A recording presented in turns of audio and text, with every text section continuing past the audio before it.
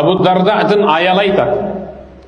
Biz kүйölөрүбүзгө сүйлөгөн учурда, пайгамбарыбыздын туурунда, biz kүйөлөрүбүзгө сүйлөгөн учурда колубузду моминтип, сол колубуздун үстүнө оң колубузду коюп, куушуруп кадимкидей жүзүбүздү бир аз төмөн кылып, анан сүйлөйт элек күйөлөрүбүзгө.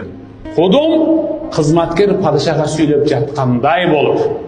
Муну менен биз өзүбүздү өтө төмөн алып, өтө кор кылуу эмес, балким ушинтип сүйлөө менен менин өз күйөөмө сүйлөп жаткандагы ушул абалымды уулум менен кызым көрсө, апам атамды сыйлаган сыяктуу эң мыкты үй бүлө болушум керек турбайбы деп аларга сүйлөбөй туруп сөзү жок таалим тарбия бериш үчүн эле.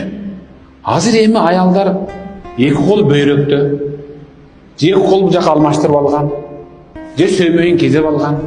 Кайталаймын.